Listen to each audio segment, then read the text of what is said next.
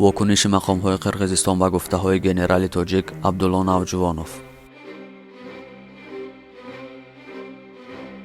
عبدالله نوجوانوف رئیس نو تعیین شده ریاست وزارت کارهای داخلی در ولایت سوخت روز 12 فوریه ضمن نشست مطبوعاتی مشکلی‌های ولایت سوخت را نامبر کرد.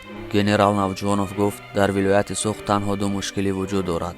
یکم مسئله تقسیمات مرز با قرقیزستان، دوم مسئله تروریسم و اکستریمیسم.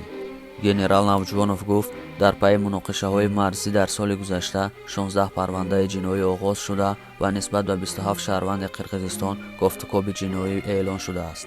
او اظهار داشت بجز این تنها در ماه ینور سال 2020 6 پرونده دیگر نسبت شهروندان قرقیزستان برای دست داشتن در مناقشه‌های مرزی باز شده است. با گفته ژنرال نوجوانوف حل و فصل این گونه پرونده‌های مرزی در عین حال یک کار مشکل است، زیرا دستگیر کردن یک شهروند خارجی بر روابط دو دولت تأثیر منفی رسانیده می‌تواند. ژنرال تاجیک عبدالله نوجوانوف گفت این مشکلی را برای ما گذشتگانمان میراث گذاشته‌اند.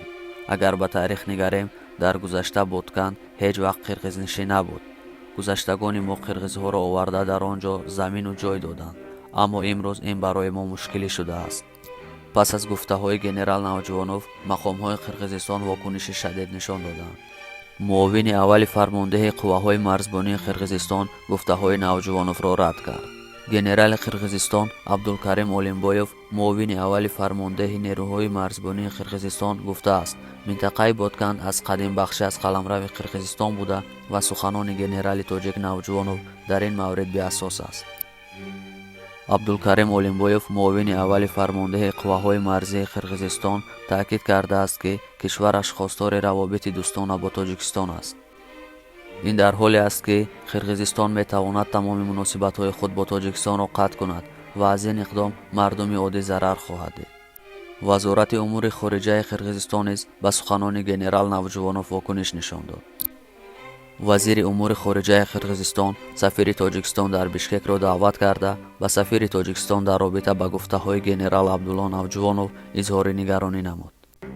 مقامات قرقیزستان گفتند امیدوارند دوشنبه به این مسئله واکنش لازمه را نشان می‌دهد و امیدوارند که چنین واقعه تکرار نمی‌شود. مقام‌های رسمی تاجیکستان با گفته‌های ژنرال تاجیک عبدالله نوجوانوف هنوز واکنش نشان نداده‌اند. ژنرال تاجیک عبدالله نوجوانوف 24 ینور سال 2020 رئیس ریاست وزارت کارهای داخلی تاجیکستان در ولایت سوخت تعیین شد.